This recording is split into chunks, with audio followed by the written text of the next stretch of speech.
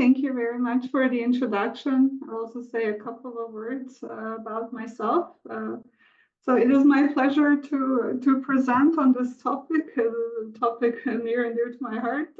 As some of you may know, I did my PhD in solar cells at the Solar Power Lab in Arizona, working on nanotechnology-based approaches for improving light collection efficiency in solar cells. I won't be talking about this, I'll be more talking about really what it means for the deployment, so current global deployment, and also what are some of the technology developments in recent years and how they have changed over time. So here I have a picture of one of the first modern solar cells. This was from 1954. It's currently in the Museum of Solar Energy.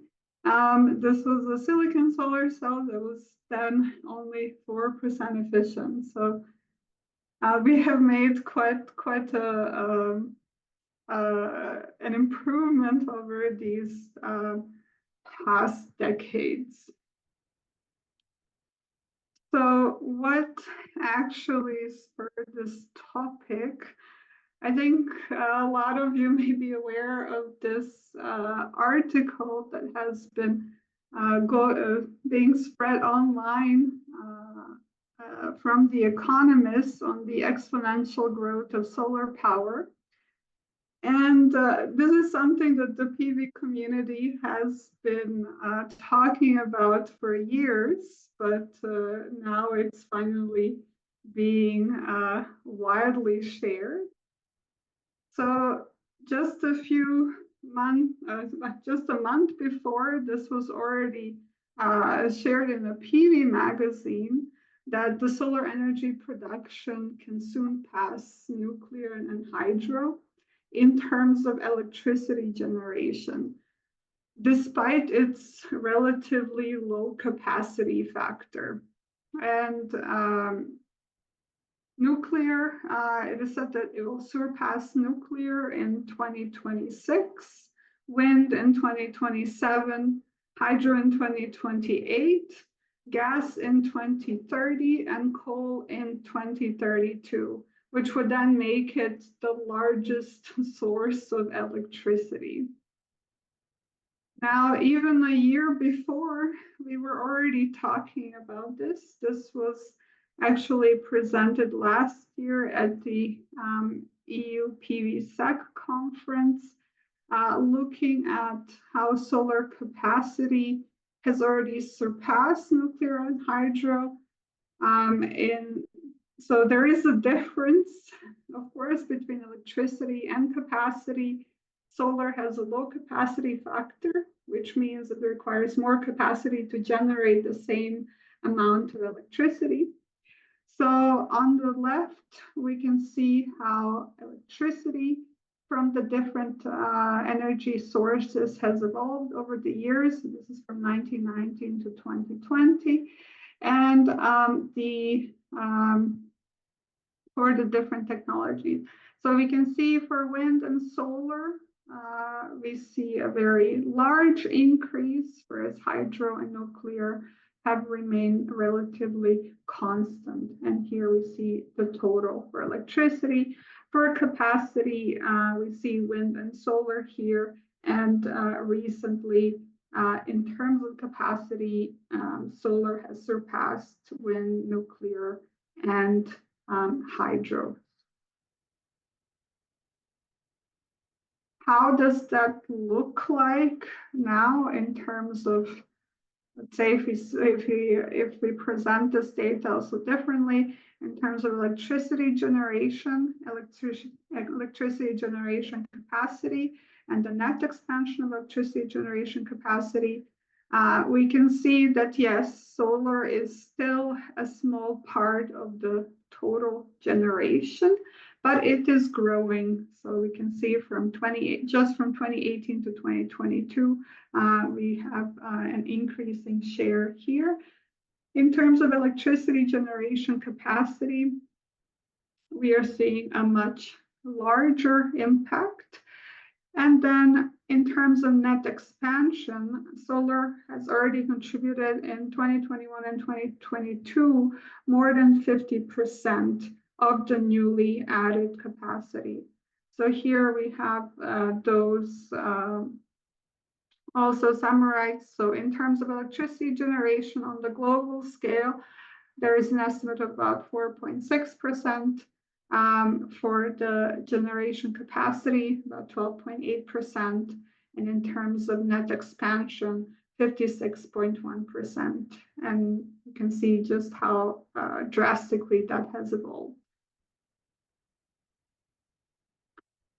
Then in terms of market share, we can see also how this has evolved across different technologies. So the two main, let's say, technologies are monocrystalline silicon and multicrystalline silicon, which you can usually tell the difference by the way they look. And crystalline silicon continues to dominate the market. So if we go back to 2000, okay, we cannot see so much going there in 2010. There is a lot more of multicrystalline silicon compared to monosilicon. There's also a bit more thin film. And then as we move on to 2023, almost the entire market is crystalline silicon. Now, monocrystalline silicon is, of course, dominating, and the multicrystalline is less than 1%. There's also a small share of thin film of about a few percent. Now, if we take a closer look at the breakdown here, we can see what is the evolution of the market share from the 1980s. This is where solar actually started becoming a global player with the oil crisis. Before that, it was mainly used in space applications.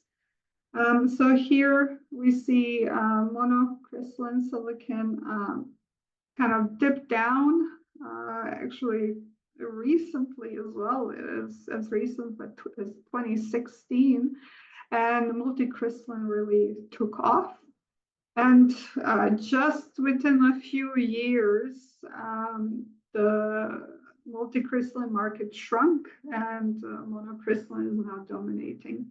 If we take a closer look at the thin film, see if I can just get a pointer. If we look at the market share for the thin film, what we see is at the beginning, it was dominated by the amorphous silicon. This is a thin film version of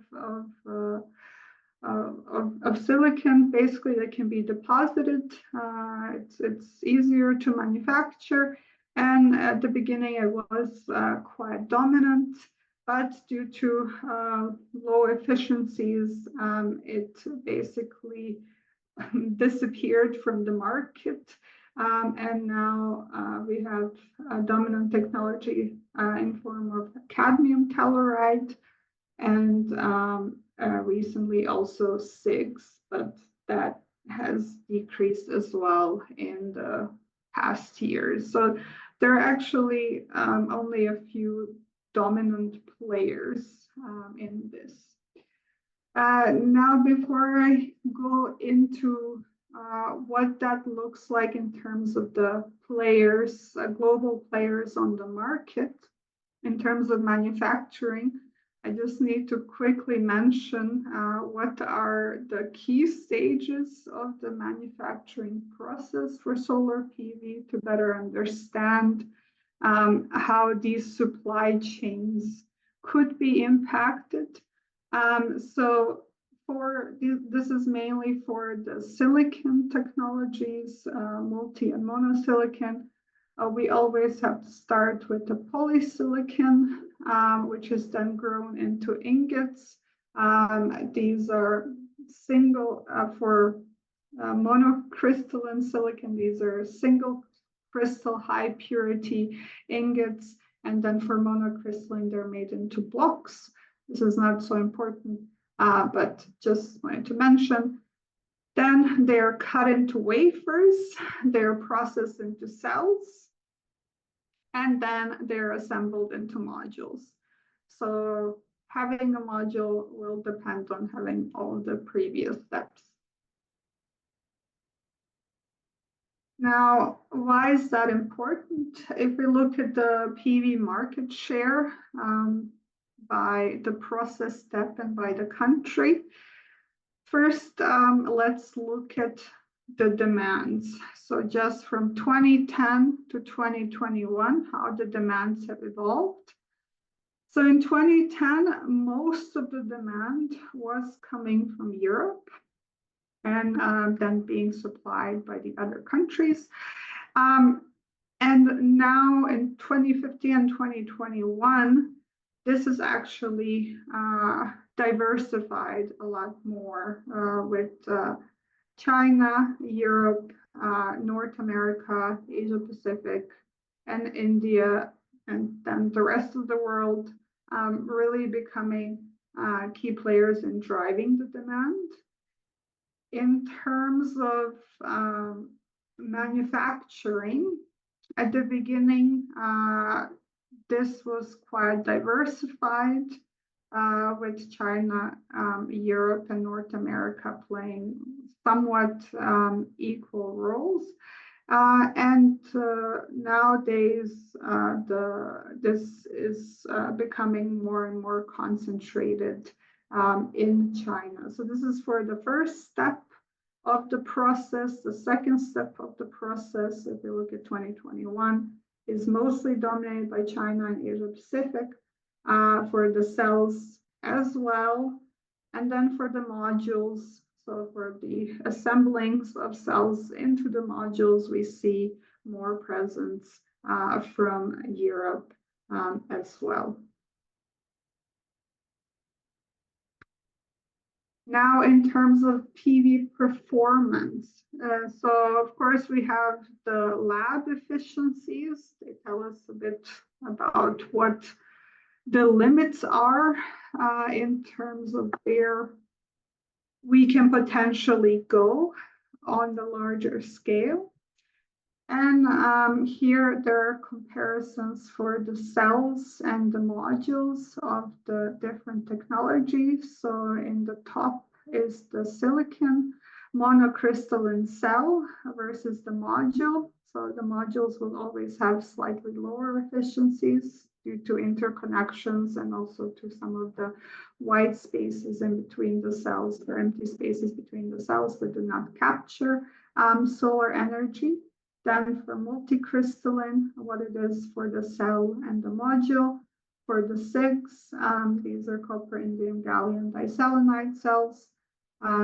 We have still around 23.4%, and then so on and so forth. At the end, the new concept solar cells, we have about 25.8% for perovskites, and for the module, nearly 20%.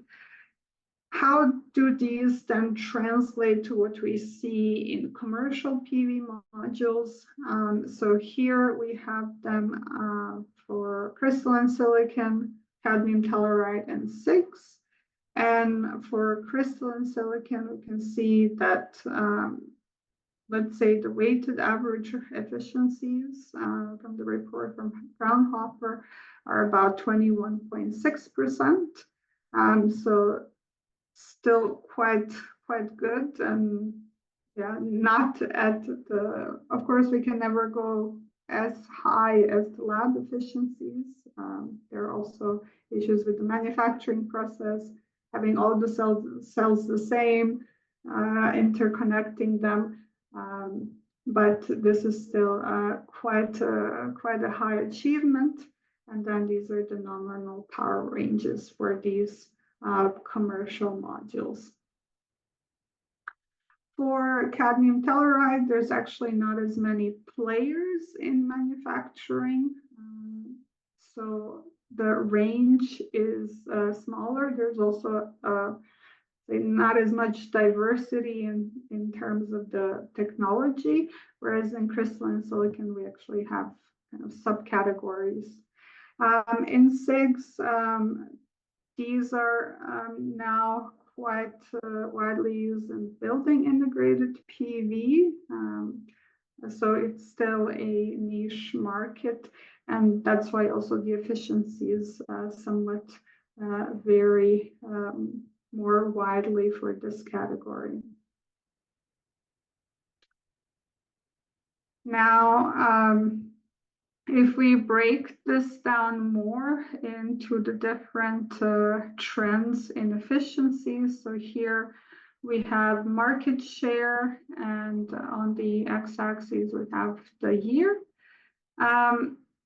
There are different subcategories of monocrystalline silicon solar cells. So one that really dominated the market even in 2015. You can see how rapidly things can change. So this was the back surface field technology. You don't have to know exactly what it means, but basically, this one was slightly lower efficiency. It got taken over by PERC solar cells, which are passive emitter and rear cells. These have now dominate the market. And then there are two other players that have higher efficiencies are now taking up the market share. These are the heterojunction here in purple, and you can see they have higher efficiencies than the average silicon solar cells. And then there is also the back contact solar cell. So the back contact solar cell would look kind of let's say monotone on the front because all the contacts are on the back of the cell, and this way you can capture more sunlight because it doesn't have any shading from the electrical contacts on the front. This is where that higher efficiency comes from.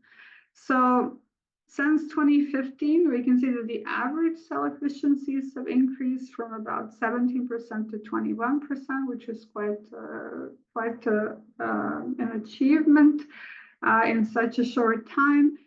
And these advanced cell designs are expected to increase their share in the future with cell efficiencies exceeding 22%.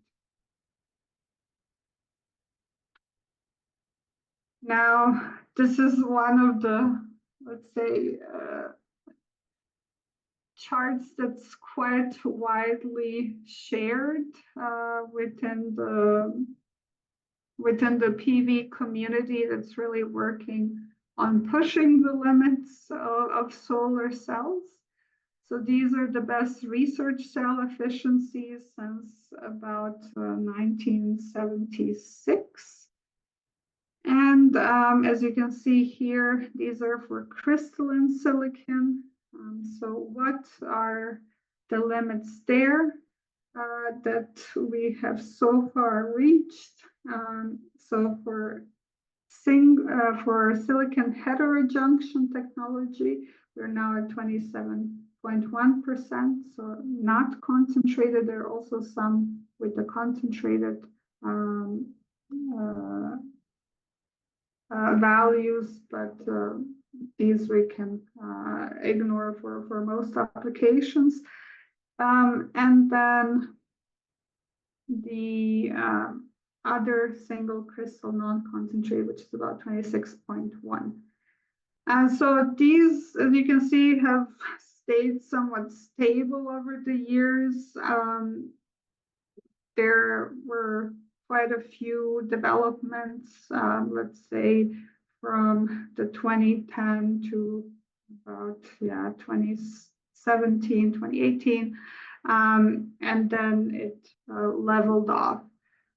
So now we can expect that this technology will continue increasing more on the PV module market, but it will likely saturate before it gets to the, let's say, best research cell efficiencies. Now, the other one are the thin film technologies. So here we also see quite a bit of activity, let's say around 2015, and then leveling off. So here we have from First Solar, which is doing cadmium telluride solar cells, about 22.6%. And then from SIGs, we have even higher efficiencies of about 23.6. So as you can see, at the lab level, we also measure everything in 0.1%. It's quite important. So yeah, when we go then to the integration phase, we also need to consider that, yes, even having an improvement of 1% in performance just by the way we choose to install the panels, for example, still has a huge impact, and there's quite a bit of research work that goes behind it to make sure to squeeze out every little bit out of these materials.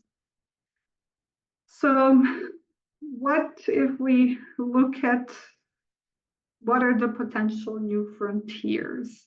So if we look at the trends, so where do we see, say, a high increase in efficiencies in recent years? This is usually in the form of hybrid tandems. So perovskite silicon, for example, is one that's being heavily publicized, which can reach efficiencies beyond 30%. So the single junction, so this is most of the crystalline silicon solar cells, and single junction gallium arsenide can get to about 30% is the, let's say, the theoretical limit. And then if we want to move beyond that, we need to go to hybrids. So having two solar cells stacked on top of each other. And here we can get to higher efficiencies. The only issue currently with this type of solar cells is the stability in perovskites.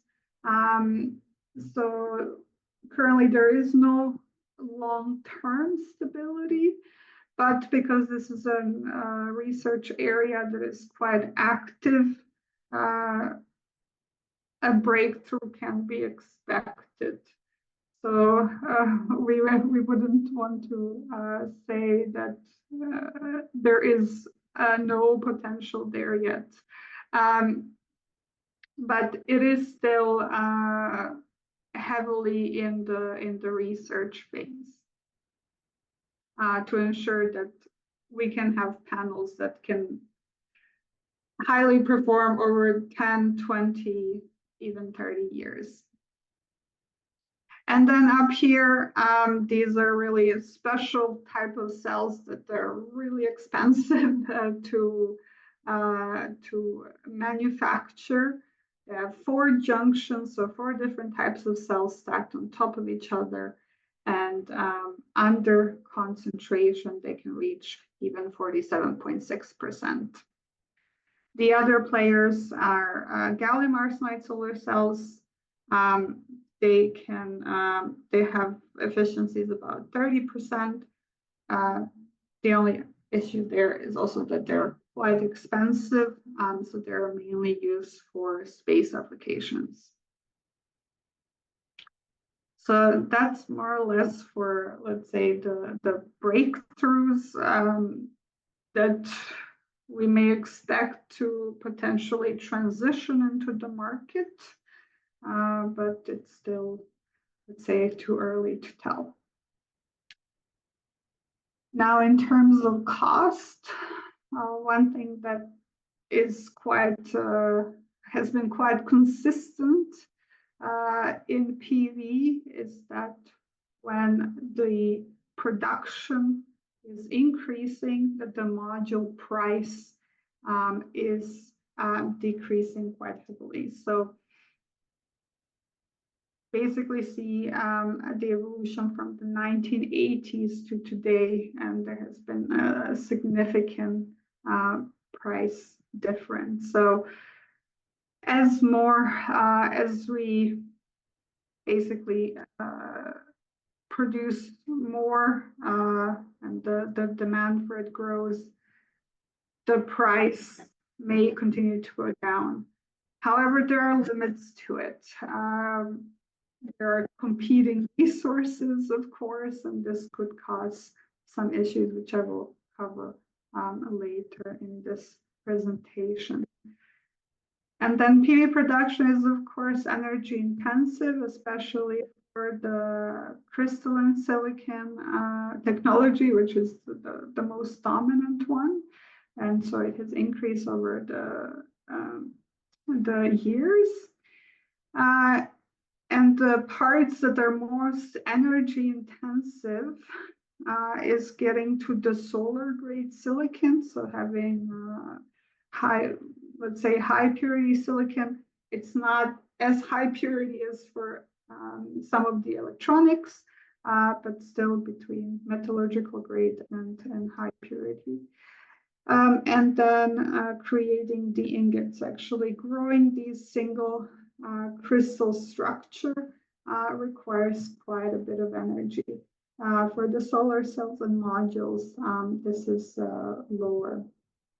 So we have to also remember that this is actually quite an energy intensive process. Now, what is needed in terms of market expansions to reach net zero? So just for 2030, there is almost 4 times more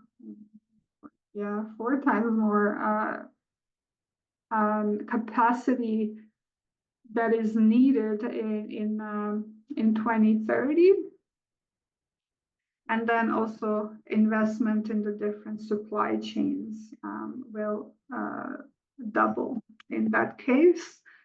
What's more concerning is the need for some of the critical minerals in this transition. So even though silicon itself is quite abundant, some of the materials that are needed in solar cell productions can be limited and require more mining in order to obtain them. So what are the critical materials in these different types of solar cells? So if we just compare crystalline silicon and cadmium telluride, which are the 2 biggest players, in terms of weight, actually glass and aluminum and the polymer is what takes up most of the weight. Same with cadmium telluride. Glass is about 85%, and then the aluminum. And then the rest is the actual solar cell material. In terms of value, which is on this side, we see that crystalline silicon take up quite a bit of the value, but then silver, aluminum, copper are quite high on the list. As well as here also copper becomes quite significant, as well as tellurium, which is a rare earth metal. So these are some of the aspects that need to be considered as well with the higher deployment of PV. The other one is, of course, the embodied energy and the energy payback time. So if we look at the energy payback time for different places for a system produced in the EU. We can see that, okay, it can be around 1 year. Same for the ones produced in China, they're a bit higher. So the manufacturing location, specifically the country's energy mix, does have an impact on the energy payback time. It's maybe not as stark as would be expected.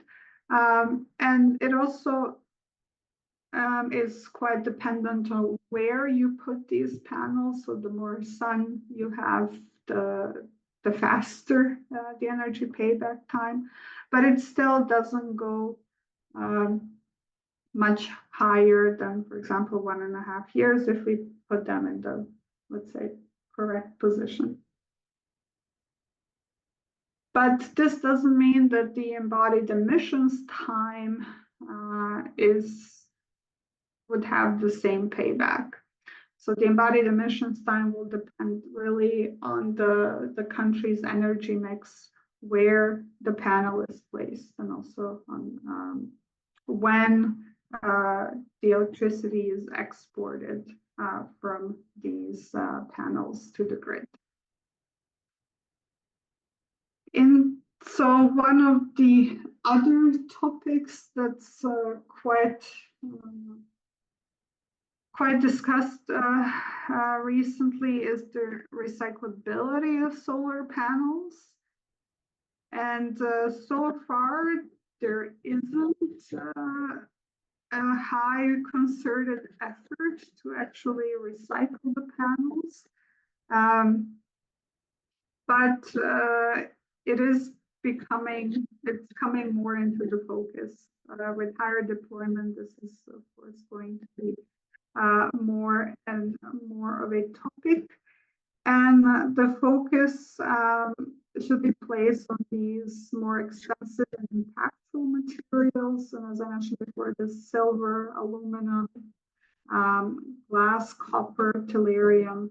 So these are for the two solar cell materials, so the crystalline silicon and the cadmium telluride. Now, an interesting point for the cadmium telluride, First Solar manufacturer is basically one of the first manufacturers that actually had this end of life recycling, claiming 90% of material recovery. So when you buy a panel from First Solar, you also pay for having it basically taken back at the end of life, so it could be recycled.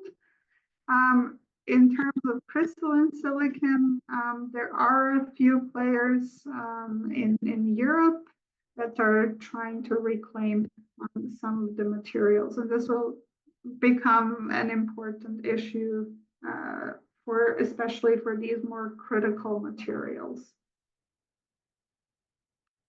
So just very briefly, PV in Switzerland. So in terms of the energy perspective, 34 terawatt hour should come from PV systems, which should cover about 40% of production.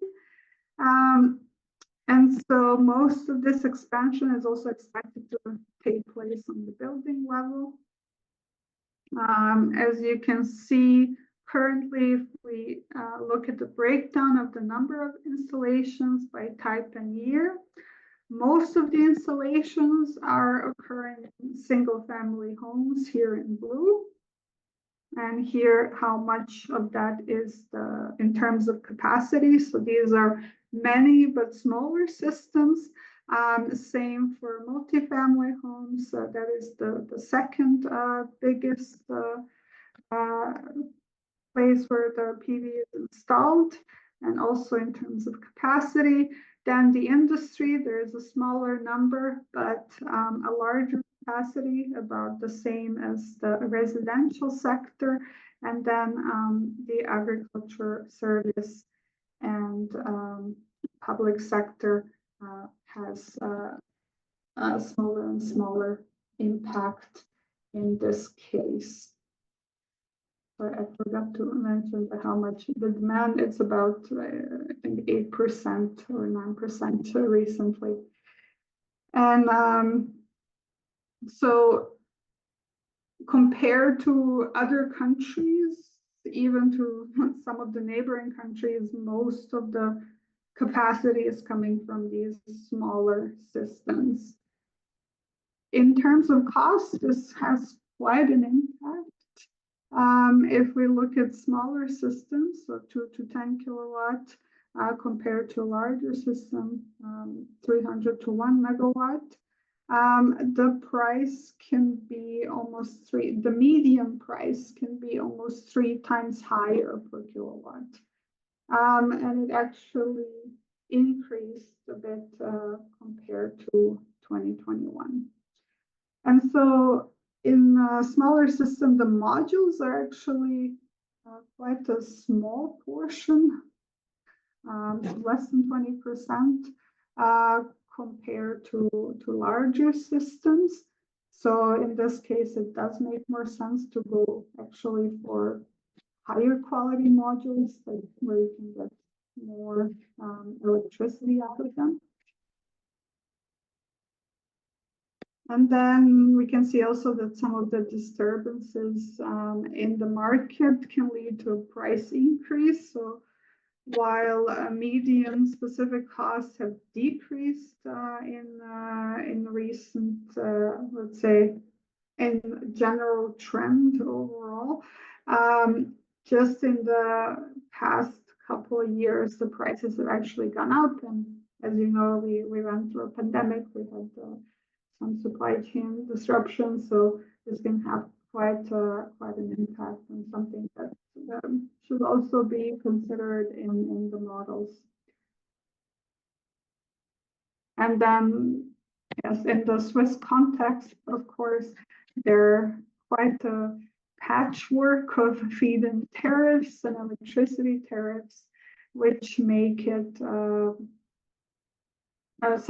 which make some places more suitable and some places less suitable to actually install PV. And there's also quite a bit of research going on within Pathfinder that's looking also at the socioeconomic impacts of these different tariffs, both on the feed-in and the electricity tariff, on people's ability to actually install PV on their rooftop. I won't go into that. So just last thoughts on what does it mean so for PV technology in the context of the building sector. I know I covered quite a bit of information more on the global scale, but at the end, we also need to think about how that's being translated to the building scale. And one of the things that's an important question is how long is the emission payback time? Here, the embodied emissions for a particular PV technology play a very important role. And then what is the grid intensity when importing to the grid, and what is the grid intensity when exporting from the grid?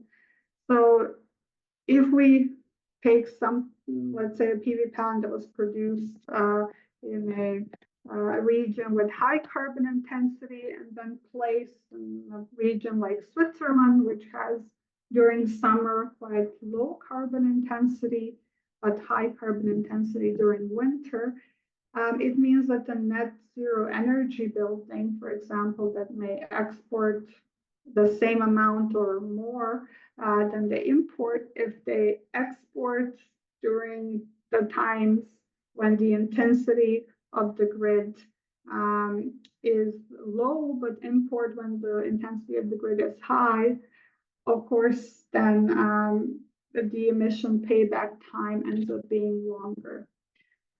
And then the other aspect that we need to consider in the building sector is how adapted is a particular technology to the building context. So for building apply or building integrated, we need to worry about the thermal transfer coefficient between the panel and the building envelope, for example. We need to worry about the temperature coefficient of our PV technology, which actually changes depending on which material is being used. The other is the ability to capture diffuse light versus direct light. So some technologies are better at capturing diffuse light and would do better in for example, facade type installations that may be in the shade and only able to capture diffuse light.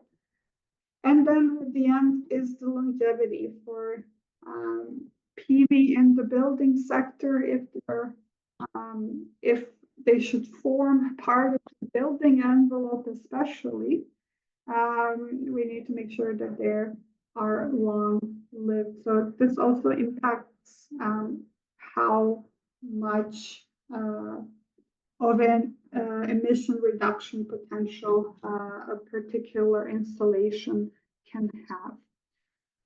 So I'm at the end, almost at the end of my talk. I know it was quite a bit of information, really going from the global to the local level.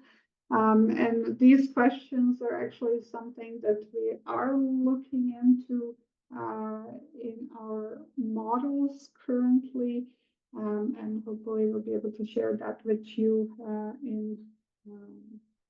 in the future, in recent future. And with that, I would like to thank you for your attention and open it up to questions. Thank you very much.